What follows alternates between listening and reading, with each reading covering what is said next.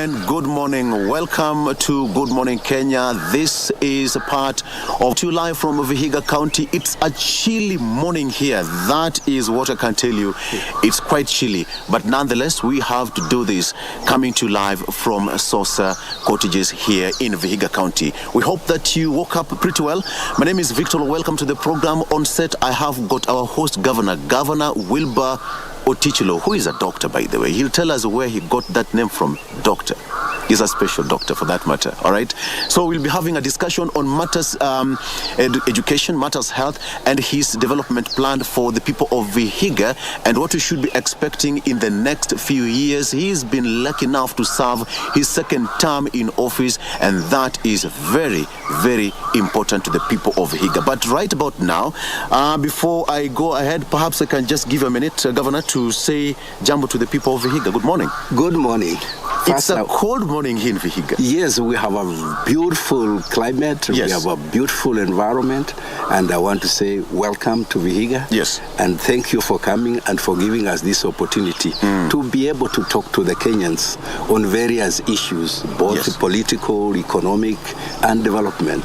So karibu sana. Thank you so much. Vihiga. Thank you so much. That explains a lot, because before we get into any other thing, Governor, you were mentioned as one of the best performing governors a month ago. You must be having a lot of bragging rights.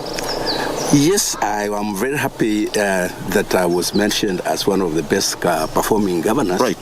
And that means that the people of Vihiga made a right choice of a leader who is transforming their lives. And I can tell you during this discussion, we have done quite a lot for this small, beautiful county. We have done quite a lot in all the sectors, from health, infrastructure, culture, education, name it. Yes. We have done fairly well, despite of various challenges, despite of, as usual, challenges of resources and so on. But I want to say we are happy, and we are happy that we are moving forward. Absolutely. Yeah. Governor, let's just take a break, and when we come back, we are going to delve more into the issues of your development agenda, your success stories, your hits and misses, because you also have your misses, of course. Of course, All right. that is given. That you have to have. Absolutely. But before then, let's take a look at what we have on our local dailies. Let me start with the Standard newspaper here. On the front page of the Standard newspaper, Raila's movement signals end of Azimio. Raila's movement signals end of Azimio. That is what's on the front page of the Standard newspaper. It says that opposition leader Raila Odinga has formed a caucus called Movement for Defense of Democracy, which echoes his well-known political trick of dumping and forming new alliances after every election cycle. Will it gain currency like those before it? That is the big question. Will it form currently or gain currency like before it? And that is also on the front page of the Standard. Kenyans win round one battle with Facebook. There is a case between Kenyans and Facebook. We'll get more details on that. And still on the front page, tax wars escalate as MPs orders Treasury for records. Although tax exemptions and waivers are not illegal, Kenya Kwanza wants all records of the same from 2018 to 2022 tabled in Parliament, while Azimio blasted Ruto for relying on quote-unquote incompetent people for advice. That is what's on the front page of the Standard. And Governor, perhaps just to get your word of this, the issue of tax is a dicey issue. Yes. And the country must actually move when everybody's paying tax. Yeah. But then now we have got all this happening. What is your take on the issue of tax payment, Governor? My take on the issue of tax is that it's a constitutional requirement. Yes. We must pay tax. And therefore my position that everybody should pay tax. And those who try to evade to pay tax should be punished. Because if we don't pay tax, this country cannot move. It is the taxes that we pay that we use for the development of the country. Yeah. So everybody should pay tax. Yes. All right. So that is that. Let me just take you very quickly on the front page of the Daily Nation. On the front page of the Daily Nation, Form 1 paying as schools defy state.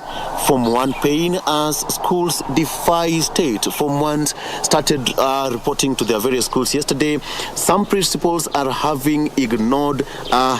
ignored Ministry of Education's guidelines by turning in schools into money-minting business, exploiting parents through exorbitant prices of items such as uniforms, and imposing extra levies and other hidden charges. Now, this is one of the pain that most parents and guardians are going through. That is on the front page of the Daily Nation. Again, on the front page, Raila's own goal on IBC. Former Prime Minister Raila Odinga rallied his allies to support the IEBC, that is in the IBC Amendment Bill of 2019, which gave the Parliamentary Service Commission many slots. Politicians who were collecting or coalescing around then Deputy President William Ruto opposed the move, saying that it was giving both Mr. Kenyatta's Jubilee Party and Mr. Odinga's Ore Democratic Party sweeping powers on the recruitment of the commission. That decision has returned actually to haunt Mr. Raila Odinga. The issue of IEBC and the formation of the commissioners is still a big issue here. On the second page, principals defy state on selling school items. Governor, education is becoming an expensive affair in this country, and it is one of the issues that was devolved in the current devolved system. As a county government, what is your take on this one? Because as it comes, education is becoming expensive, from the county government to the national government. Yes, education is becoming expensive in this country. And what we are witnessing is now transition. Yes. We are transiting from one system, 844 system, to the CBC system. So as expected, when you change from one system to another, there is always teething problems. Yeah. So I just want to encourage the Kenyans to be patient. We will be able to transit slowly. But as expected, yes, we will have a lot of teething problems.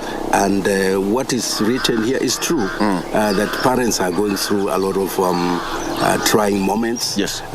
Because there are many requirements. And because we are transiting to a new system, you will find that there are many things that were not anticipated that are now being realized that they must be in place. For example, the infrastructure in schools is not adequate. The teachers are not adequate. It's now that they are doing recruitment.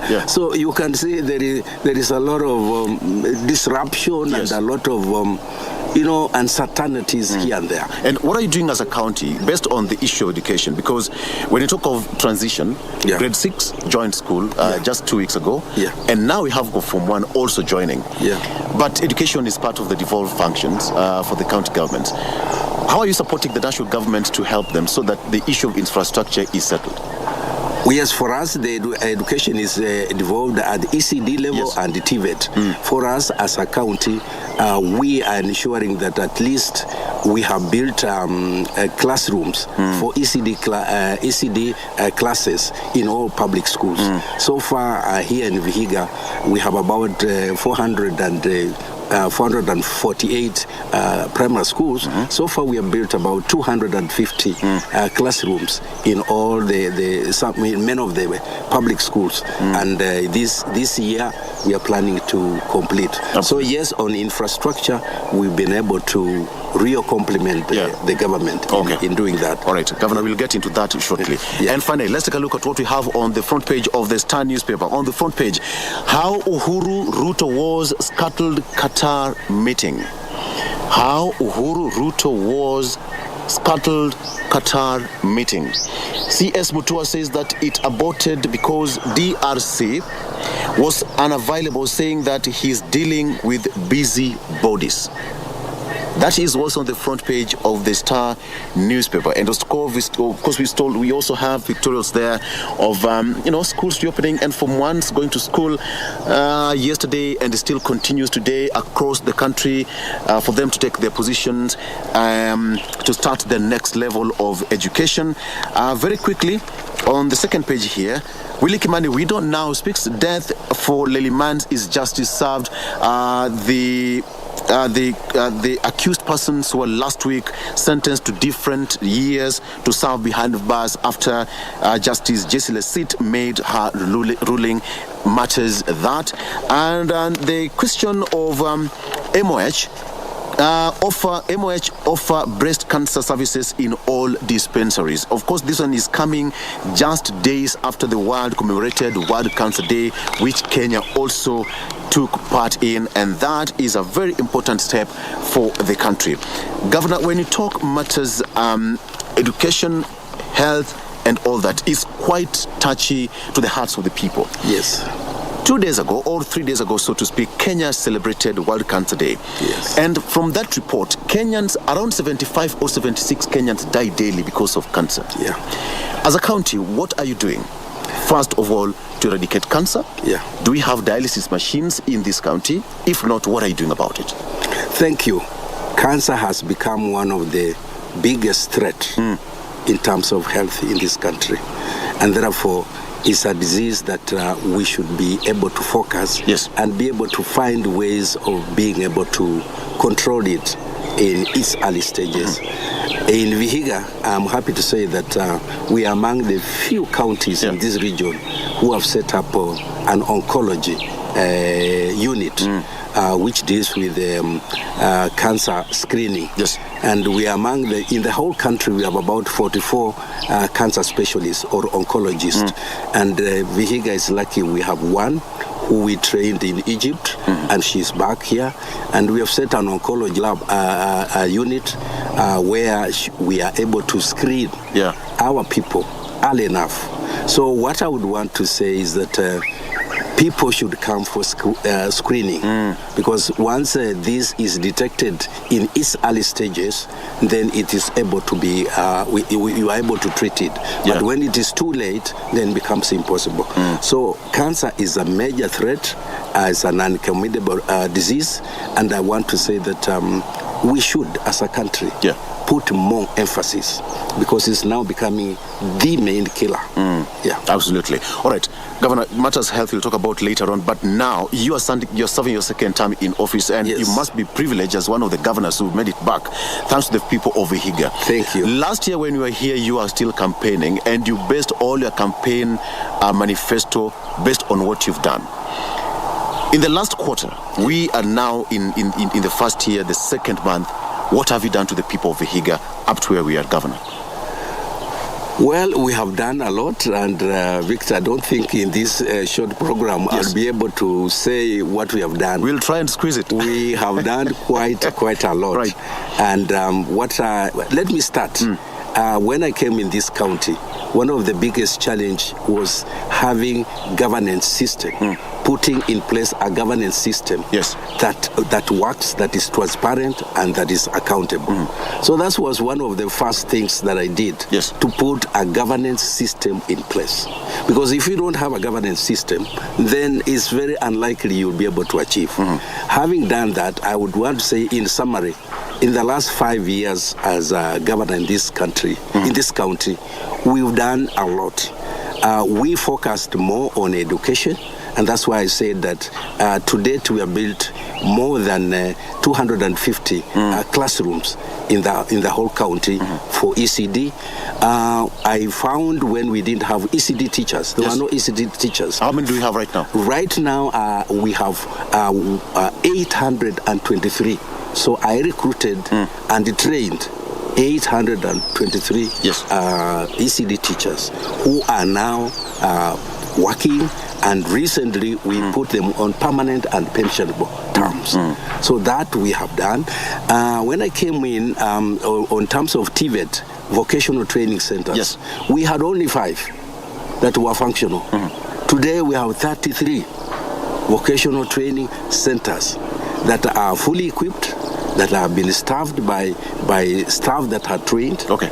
So when we came in, we found only 1,700 students who are going to vocational training centers. Today we have 6,000. Governor, at that figure of 6,000, let's take a break. Let's take a break. And we come back, we're still going to talk matters education, which is also quite close to your heart. When you talk about matters of education, without education, I'm so sure none of us would be here today. Correct. All right, let's take a break. When we come back, we're still having this discussion with the Governor, Dr. Wilber Ottichilo, Governor of Vihiga County. So much more to talk about matters education, his development agenda. He's one lucky gentleman to be serving his second term in office. So much more to talk about after this break. We'll be right back. Thank you.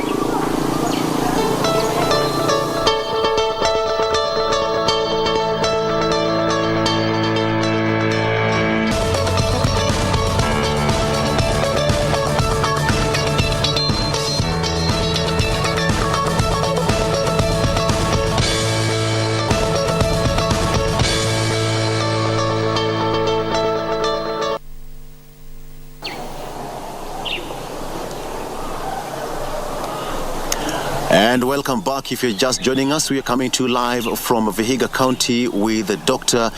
Governor Wilber Ottichilo, Governor of Vihiga County. We are taking stock on what he's so far achieved, or even the hits and misses. Yes. In your regime. Yeah. Governor, before we took a break, you were talking about matters TVET and from 1,800 to 6,000. Please go ahead and respond on that. Yeah, so TVET is a very important component of our education system.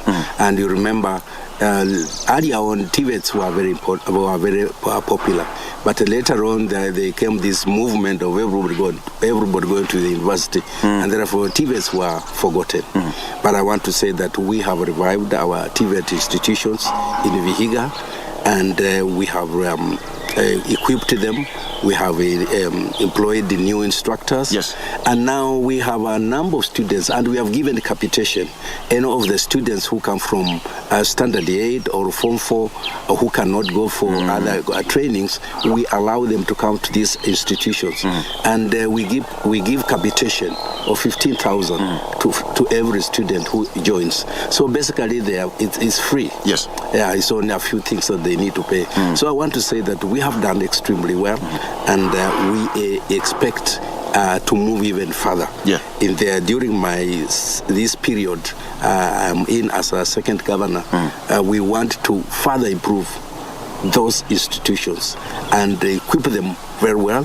We want to have them start having specialized in various sectors. For example, one would come, let's say, for motor vehicle engineering, others for construction, building, and we want to form them into groups, into production groups whereby they can form companies. Yes. That as they learn, they are also having companies that can carry out jobs and create jobs for themselves. And then when they finish, we have we are able to then, through the affirmative action of the youth, be able to give them projects under government programs. They undertake those programs, and then they get money, and from there they form their own companies. And what is the success story to this end, since you took over office up to this particular point? Yeah, the success story is that first of all, the numbers of the students who have now gone to TVET has increased a lot. And then as these students come out, they are all going out and starting their own businesses. So I would say it's a good story, but what we need to now do is bringing some of these students together to form companies, and then we support them as a county by giving them projects. When we tender projects, we have those that are reserved for the youth, for people living with disability. So once we give them that, then they will be able to implement the projects, and they are paid. And the biggest problem they have had is having the capital. The startup capital. Startup capital. Yes. We are forming a youth startup fund. And that youth startup fund is going to be specifically for that. So that as we have youth groups that have formed themselves into companies, they will be able to access money from that youth startup fund. And from there, they can now then implement the projects they will have won. Do you have a timeline for that?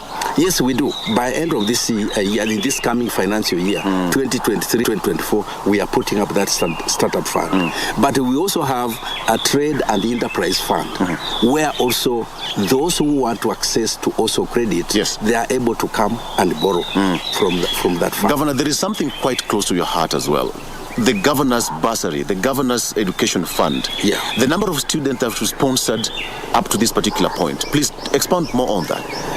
You see, when I came in, I found out that, no more bursaries. Every end of the year when we have a results come out, students who go to secondary school, they are given bursaries, 3,000, 4,000 and so on. Yeah. But you find that those students from real challenged families, the poor background, okay, they will be taken to national schools, most of them, but they will not be able to go. Yes. So even when they are given now the bursary of 3,000 given to a day school, secondary school next to their homes, after the first 2 weeks, they are sent home because it's only probably they're given 3,000 and that's it. So we came up with a governor's scholarship. And this scholarship targets students from challenged families, from families that cannot afford. Families cannot afford, but they have bright children. So what that governor's scholarship does is ensuring that after the results KCPE comes out, we send our team out there to scout and find these students, because some of them don't even know across the county. They even don't know there exists this program, the governor's scholarship. So we go out, we popularize it in the barasas and so on, and then we are able to get those students. And once we get them, we find out in which schools they have been selected, and then we have a very strict criteria. Then we are able to select them, bring them for mentoring, because we have to mentor them and tell them, now you are entering on this program and this is what is expected. Okay. So we have done that since I came in, and the first cohort did exam last year, and I want to say it was 100% pass. And now the governor's scholarship. Where's the source of this fund coming? The source is from our normal exchequer, our county sources. Yeah, that's okay. Okay. Is it under legislation? Yes, we have regulations that were put in place how to manage those resources. So yes, it's money that is within our budget. Yes. And under education, we have said that bursary and governor's scholarship will be given a priority because we give high premium to education. Okay. Because education is the only equalizer. Exactly. And the poor people, if they get education, then they'll be equalized. Everybody's equal. Governor, you're not alone. You have your assistant, your deputy. Yes. Deputy Governor, please just come on set. just come on set. Let's we get blacklisted from coming back to Vihiga County again. Welcome to the program, DG. We are talking matters education, and education is quite close to your heart. What do you make on what the governor is saying? Because a majority of youth in this county, they're the next future of this generation. I mean, the governor is going to leave office tomorrow, and he's going to pass that baton to the youth. Quite close to his heart. What do you think? I thank you, Victor, for having His Excellency the Governor Karibu. On this, and I want to confirm that His Excellency the Governor has really had a transformative agenda, targeting to empower, interest the young people, arming them with education skills, tapping into their talents. And I want to confirm that by him investing in a radical transformation program to the TVETs, if you look at the county headquarters at Mbale, most of the businesses, salons, the barber shops, the beauty therapy is as a result of the trainees from the TVETs that have been enabled through the capitation that His Excellency introduced. And 70% of the businesses, I can confirm that and give a testimony that this is from the graduates from the TVETs that are now established business, and they are turning around the social economic outlook of this county. Very well. And it's quite important because, you still form the youth bracket of the governors. You still have a future, my brother. You still have a very good future. Thank you. Let me just come back to you, Governor. The issue, Vihiga County forms part of LREB, the Lake Region Economic Bloc. Yeah. What is your mandate as Vihiga County? What have you achieved to this far? I think we have achieved quite a lot as a Lake Region Economic Bloc. First, we are among the first, actually we are the first economic bloc that has come up with a legislation that brings us all of us. So all the 14 counties, we have passed a legislation of forming this economic bloc. Yes. We have also, as a bloc, come up with a very comprehensive business plan for the region. So we have put a business plan that looks at all the sectors of economy. We are also the bloc that has tapped on our universities. We have tapped all the universities that are within the bloc, and we have used the human resource in these areas to form them into various groups as advisory groups. So we have those who advise on agriculture, those who advise on health, those who advise on education. So I would say that we have done quite well, and there are quite a number of programs. Yes. And what is your mandate as Vihiga County? For us, our mandate as Vihiga County, we were chosen to mainstream ICT, use of ICT as a platform for development in the region. Have you achieved that? Yes, we are moving. We are achieving that, and it's an ongoing program. So we are used as a Vihiga. We are encouraging. We are the ones who have the docket of encouraging ICT to be used within the economic bloc as a platform for development. So yes, we have. And we are the one, like for example, Vihiga, we are the only county that has one of the best GIS lab in the country, a Geographical Information System lab. And this is a lab that has equipment and software that is used for data analysis and data modeling. So to make a decision, we want to move away from decision making that is not informed by data and information. And GIS is one of the best systems in the world today that is used for rational decision making. Absolutely. And after you have done analysis of the data, so within the economic bloc, we have been able to build capacity within our member counties in how to use GIS technology in decision making and planning. And so far, apart from our 14 counties, we have had many other counties from the rest of the country coming to benchmark in Vihiga on how this technology works. I'll come back to you shortly, Governor. But then, DG, a majority of voters in this country are youth. There's no doubt about that. Anytime you walk out there and you meet the youth, what's written all over their faces? They look at you. You're a deputy governor, chosen by Dr. here. What is the aspiration of the youth of Vihiga County looking forward into the future? I want to confirm that as any other young people in this republic, the young people of Vihiga are quite endowed, skilled, talented, and immediate interaction with the young people, they see hope in their county.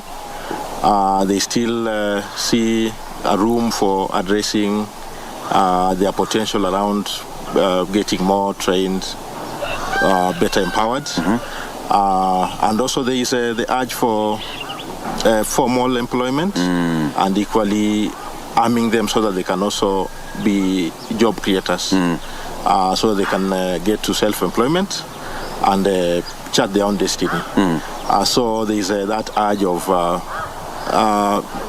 a conducive environment that will enable the young people to generate ideas, run with the ideas, realize the potential out of themselves. And His Excellency the Governor, he's provided an enabling environment for these young people to be able to realize their own space. Yes. Yeah, but then also the young people look forward towards doors opening so that they can always have access to opportunities, participate in the country's space towards accessing opportunities. Yeah. Okay. What is the relationship? Just to add on that, what you have said, yes, we are one of the few counties that have enacted a Youth Act. Okay. We have enacted a law. What does it entail? What it entails is it brings together how the youth should form and be part of the governance system of this government of Vihiga. And we have set out areas that they should play a major role, and how mainly the youth should be mainstreamed within the government system.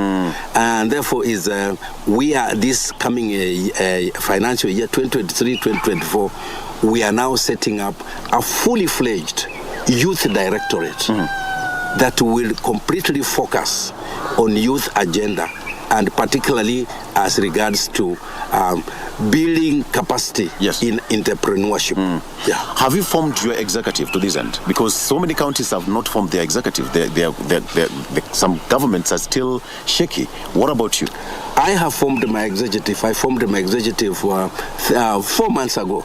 So we are fully fledged government that is functioning. I formed my executive and it's working. Okay. Governor, let's talk about the matters of health, because one of the biggest investments one can ever have is about health. Without health, nothing else can move. Yeah. You have got how many sub-counties in Vihiga? 5. 5 sub-counties. Yeah. Matters of health. Do you have dispensaries, health centers? We have clinics. What are you doing in those sub-counties? Because you have got limited time to exit office now. I want to tell you that we are among the few counties that have certified the World Health Organization requirement that nobody should walk more than 5 kilometers to a health facility. All right. In Vihiga, we have fulfilled that requirement, and there is no place in this county where you can walk more than 5 kilometers to a health center. We have more than 74 health facilities within the whole county. 74? 74. Okay. And I built 24 during my last period when I was the first time governor. I built 24. And we have equipped all these health facilities. When I came in, the issue of the staff was a major challenge. We have been able to recruit more than 500 health workers who we have now deployed in all these areas. So I would want to say that we give a high premium to health. And since we came into office, I can tell you the health service delivery in this county has improved drastically. And we are still aspiring to even move further. But even as you talk about that, Governor, even the DJ, you can also chime on this one. The issue of health insurance is still a hard nut to crack for so many people. Yeah. They will contribute, but still they'll not be able to access health services. Are you in a position to confirm or deny that a majority of people in Vihiga County either do not have access to health insurance or they do have? Either you can go. Go ahead. I want to assure that His Excellency the Governor has really been able to interest government and community partnership towards quality health services. And as we speak, aligning his priorities to the national government on universal health coverage, he has been able to aggressively utilize the community health volunteer systems. Yes. And CHVs. Very important. And at the moment, the CHVs have aggressively embarked on a campaign, and the figures that have been recorded, as a matter of fact, we are currently, under the first 100 days, we've been able to interest 6,062 people in this county. Okay. To register towards the national health insurance. What is the response based on when you have the CHVs complementing the contemporary health workers from the national government or from the county government? From the common Mwananchi, what is the response? Because they are the first point of contact with the local Mwananchi. I can tell you, Victor, the CHVs have done a commendable job. And if you saw the report that was released recently on health indicators, yes, Vihiga did extremely well. And the reason is because our CHVs. When I came in, I only found 460 CHVs in the whole county, and they were not even recognized. But realizing their role, we went out on a very affirmative program of recruiting CHVs. And as I say, I talk now, we have about 1,500 CHVs who have been fully trained and deployed to do their work. And since we did that, I can tell you, our health indicators have drastically improved because these people stay right in the villages and they are able to stay and identify the problems, health problems within their villages. And we have given them families that they look after. So basically they know what is happening in every homestead. And when there is any challenge in health, they are able to deal with that. And we have even empowered them to a level where they are able to diagnose and be able to check. If there are issues like malaria, fever, and so on, they can be able to handle that before they transfer patient to the health so center. I would want to say that the CHVs have done a commendable job, and we are also among the first counties that have done Community Health Act, which brings in the CHVs, because we believe CHVs play a major role, and therefore they must be part and parcel of the government system. You will have CHVs, you will have dispensaries, but are they stocked? That is a challenge. Centers. Now, Victor, that's where we have a challenge. Exactly. And that's an area where I must admit that we still have a lot of challenges. Because, yes, health has been devolved. But when you see the amount of money that is given for health facilities is very limited. More of the money has not yet been devolved from the Ministry of Health. You have your revenue collection as a county governor. Yes, but you see, even a revenue collection, you may not be able to collect as much as you require to be able, because let's say buying drugs and equipment are very expensive, and therefore we will need an intervention at a national level. And therefore, one area that as a council of governors that we have been arguing is that more money should be devolved, because we pay all the health workers, but if you see the amount of money that comes to the counties relative to the amount that remains at the national level, you find we get only a third, and the 2/3 remain at the national level. But at the national level, their role is only policy and coordination. But the common Mwananchi will not understand that, Governor. For them, all they want is services. So that's why I say that this is where we have had challenges. And also, you remember, we also had a challenge with KEMSA, because a law was also passed in Parliament, which said that we can only source drugs and non-pharmaceutical materials from KEMSA and nowhere else. This, to me, was not a very good thing, and in a free economy. So you find that if KEMSA doesn't have the drugs that you have requested for, you have to wait.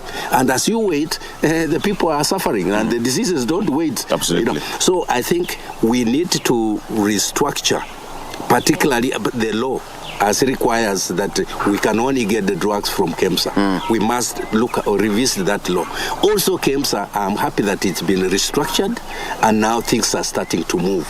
So I believe once KEMSA starts functioning well, then where the issue of lack of drugs in the health facilities will be something of the past. And also it should be a government policy that even if we have not paid for the supplies we have got, the drugs should continually be supplied. But you see, if I have not paid, KEMSA says, no, we cannot give you. Absolutely.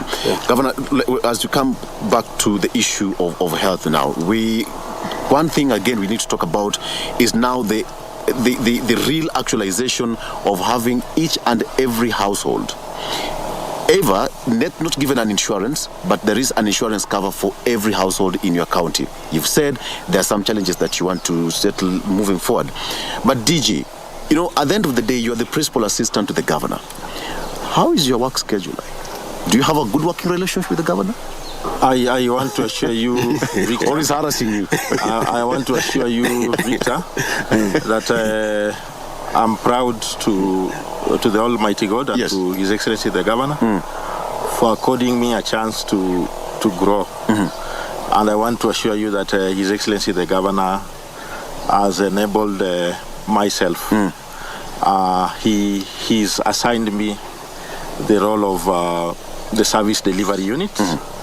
And this he wants myself as his assistant to ensure that programs, projects, initiatives that are passed by his cabinet for the departments and for the good of the people, that the deputy governor and myself, I ensure fast-tracking. Good. Now that brings me to the next question, because now the delivery unit lies squarely in your docket. Based on your 100 days in office, I'm happy that you have a copy here. Perhaps we just take a copy, Governor. 100 days in office, what have you achieved as a county for the common Mwananchi to realize that the governor, for him, is looking for results? He's given the mandate. What have you achieved as a county 100 days? Impressive stuff. His Excellency, the Governor, with commitment towards the areas that we've mentioned, under the health, through partnership that he has been able to interest. He's been able to direct through partners the realization of construction of a non-communicable disease clinic. This is currently under construction, 70% done at a Hamisi Sub-County Hospital, because we want to give special attention to the non-communicable diseases, so that at least we can mainstream the same in the overall health management system. His Excellency the Governor has been able to commit towards upgrading, improving the infrastructure of the people, and I want to assure you that under the next 30 days, His Excellency the Governor will be improving, upgrading close to 100 kilometers of our road network in the county. Okay. Let me just add on that, because health is very important to us. And in the last 100 days, we have done fairly well. And we are working with very many development partners who have come in. And apart from the non-communicable disease facility that is being built at Hamisi, we also got in touch with the other development partners, and we are setting up an eye clinic at our referral hospital. It's already been constructed, and materials and equipments have been provided by a development partner. That's the Christian Blind Association from Germany. And we are working with the Sabatia Eye Hospital to ensure that the screening of people in the county on eye diseases is done. Okay. Governor, let's take a break. When we come back, I want to talk matters agriculture, which is also very important to the people of Vihiga. And finally, the issue of pending bills. Yes. How are you handling it? Very well. All right. Let's take a break. When we come back, we still have got Dr. Wilber Ottichilo, who is the governor of Vihiga County, as well as Wilberforce. Kitiezo. Wilberforce. That was a good choice of names there. We'll be right back with more. Thank you.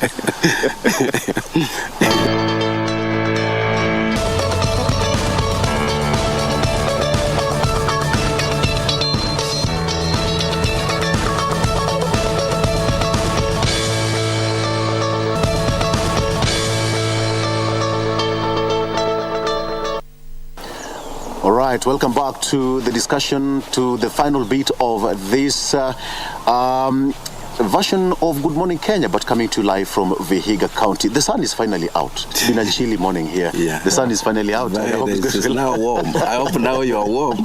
You're feeling it. We were freezing, Governor. We were wondering, what's the problem? Okay. Yeah. So, Governor, before we took a break, I want us to talk briefly on the issue of your 100 days in office. A majority of Vihiga residents are waiting to see what have you achieved, what your hits and misses, and what should they expect of you, Governor. Please take it away. Matters governance. Thank you. In the last 100 days, we have achieved the following, and we will share with my DJ so that we go very fast. On governance is very important. I've put up a government. My executive has already been appointed, and they are in office for the last 4 months. So we are now a functioning government. Second, we have developed the CIDP, County Integrated Development Plan. This is a plan we are going to implement for the next 5 years. Yes. It has gone through all the public participation and is now ready for county validation, which we are doing next week. And after that, it becomes a document that we are going to implement. So that has been done. Within the last 100 days, I have signed a finance bill. A finance bill allows us now to collect taxes, because you cannot collect taxes, which is very important, without having a law. And the finance bill, we took it through public participation, and that has been done. So I want to say that has already been achieved, and we are now in the process of collecting tax. I have also signed Appropriation Act, which means we did a supplementary.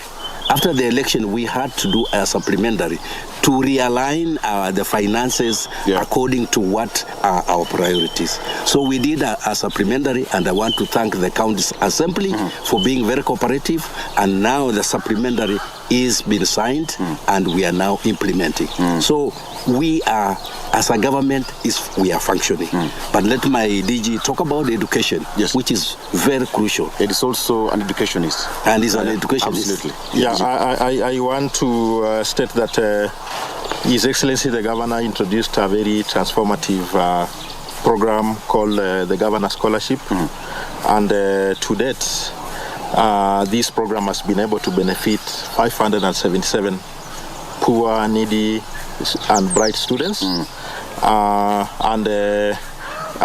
This is a package whereby His Excellency supports the students from Form 1 to Form 4.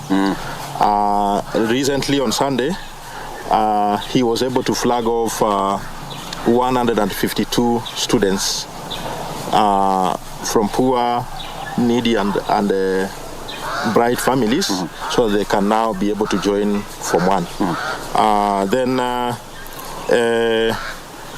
Apart from Governor Scholarship, under 100 days, His Excellency has been able to invest 82,500,000 shillings to the 25 wards that comprise this county. Yes. And to ensure that these funds benefit the students, we've been able to allocate and release 3,300,000 per ward. We have 25 wards. And we've also been able to, he's also been able to constitute ward bursary committees that will now manage the bursary. This is now the normal bursary that goes to secondary schools, middle-level colleges and vocational training centers, and it also assists in university students. And also in 100 days, His Excellency has been able to witness the inaugural graduation of our first county university, called Kaimosi Friends University, Which was given a charter. Which was given a charter. Exactly. Under my effort. Good one.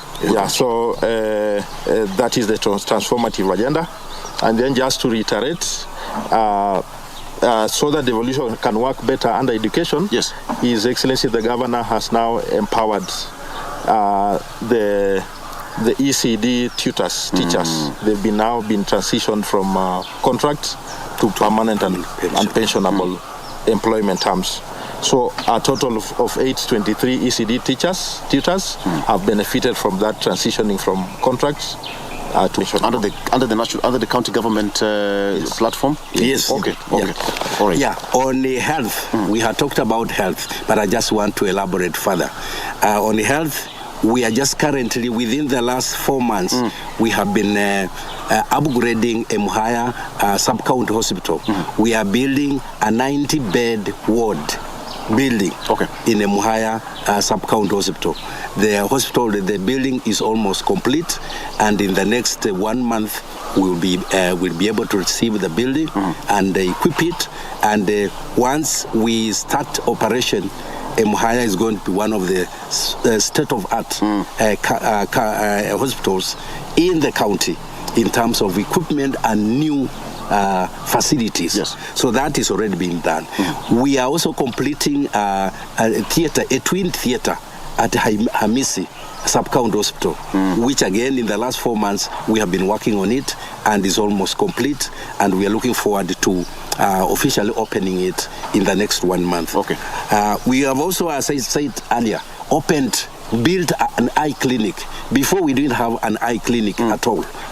Now we have built an eye clinic at our referral hospital, and we are working with the Sabatia Eye Hospital to ensure that we do screening, in particular in our schools. Yes. Because there are many people suffering from issues to do with the sight, but they don't know. So that's one of the issues we have done. But our main agenda is to ensure that we upgrade all our sub-county hospitals to a level where they can provide referral services. So that our main referral hospital here in Mbale should not be congested coming from sub-counties. I think we have also done something which my DG can talk about culture, sports, and social services. Vihiga County is a county endowed with talents, and His Excellency the Governor is keen on harnessing the potential that we have. Yes. And under the 100 days, we've been able to sponsor participation of choirs, youth clubs, to the Kenya Music and Cultural Festivals that was held in Kitui County. And through our diverse talent, we were able to emerge position 3 out of the 47 counties that we have. His Excellency the Governor has successfully been able to integrate. This county comprises of 4 major communities.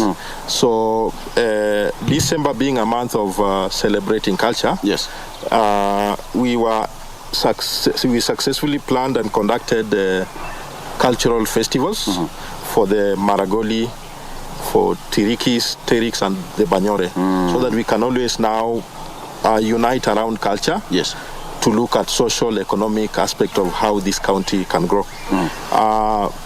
Also to promote and enhance internal skills and talents, his administration has been able to allow the participation of staff in the recently concluded How did you perform? Just to start with that. We performed extremely well. We were able to participate in 17 disciplines of the Kikoska Games that were held in Kisumu. We emerged with the exemplary performance. If we look at basketball, we were able to make it to the finals. We played against Kisumu County, who are the host, and we emerged runners-up. Good. Alongside other disciplines, football, golf, we were able to really demonstrate our talent. On environment. When you talk about matters, education, talent and education, government, before we continue, you're one of the pioneer counties supporting young talents in the country. Yes. I was privileged that I attended one last year. Yes. How is the progress to this far? We have progressed very well.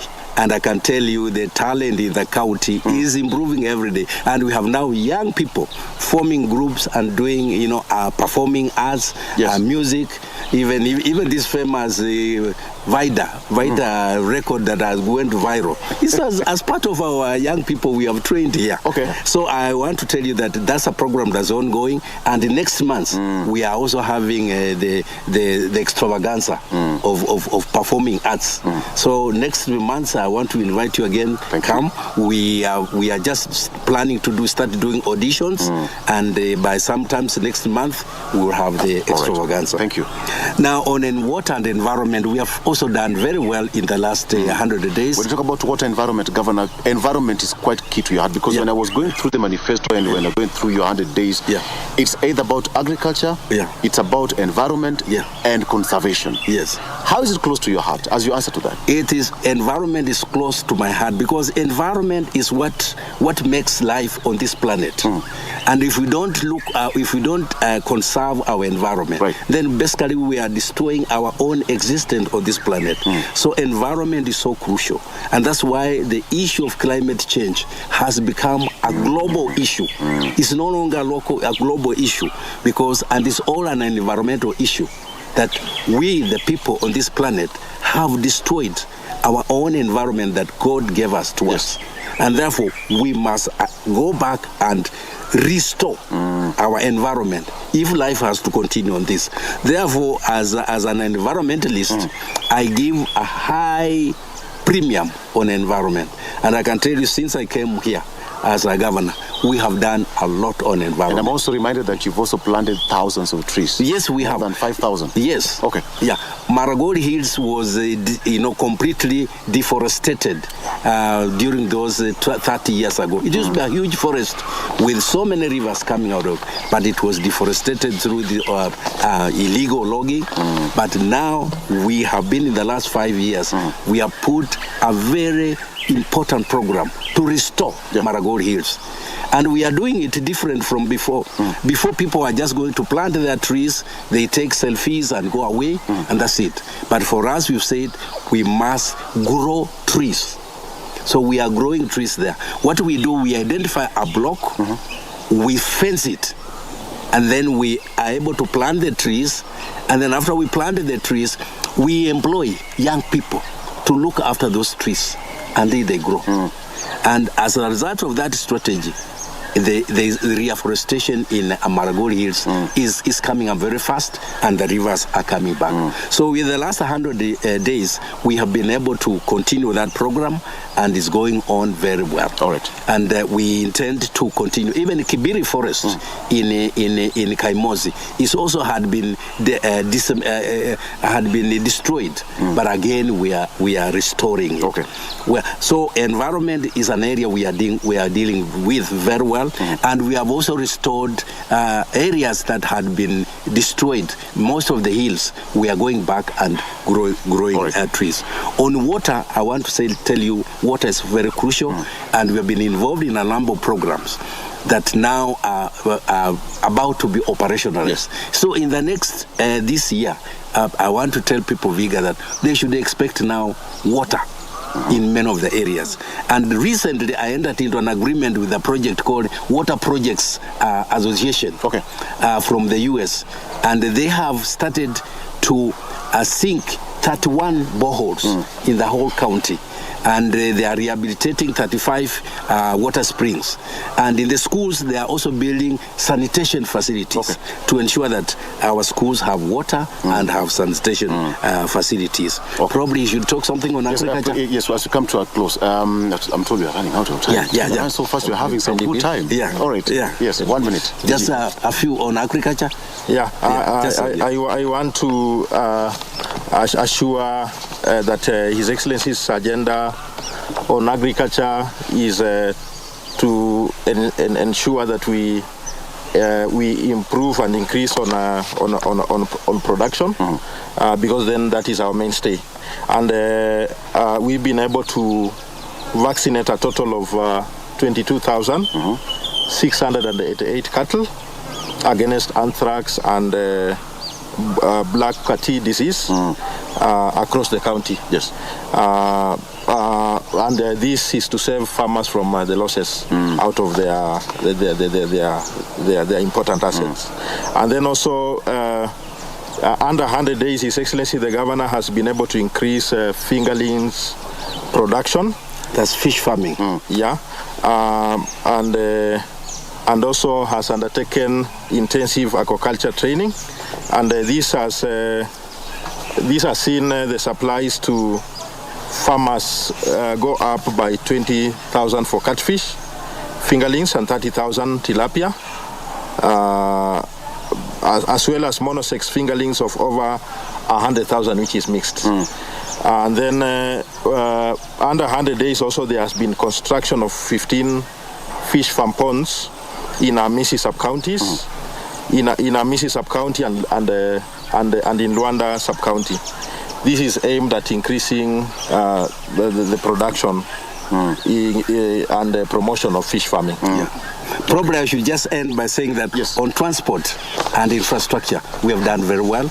We already allocated 170 million shillings to rehabilitate all the roads. We had a lot of rain last year, so we have put 170 million shillings that is going to do maintenance of the roads. So anytime from this month, all the roads in the county are being maintained. Governor, you've invited us for the next extravaganza coming back next month. We promise that we'll be here to discuss more of this. As you correctly said, we cannot talk about matters, development, and achievements in 1 hour. That cannot happen. Yes. But I'm hoping that we had a Wilber of forces on this particular set. As they call themselves, we have got Dr. Wilber Ottichilo of Vihiga County, and we have got Wilberforce Kitiezo, who is the Deputy Governor of Vihiga County. They call themselves the Wilberforces. Quite interesting. Thank you so much, gentlemen, for coming on the show. Thank you. All right. In this version of Good Morning Kenya, coming to you live from Vihiga County, Sosa Cottages, thank you so much for accommodating us on this particular event. The next county, look out and watch out for that, because this is about to go big. What am I talking about? This show. What is the next governor? Watch out only on KBC Channel 1. We are taking a break, but when we come back, we are going to Radio Taifa. We have got Engineer Ruku there, who is Member of Parliament, Mbeere North, talking to Dora Manya on KBC Radio Taifa. Thank you so much for watching. My name is Victor Oloo. Back to you in Broadcasting House. Great.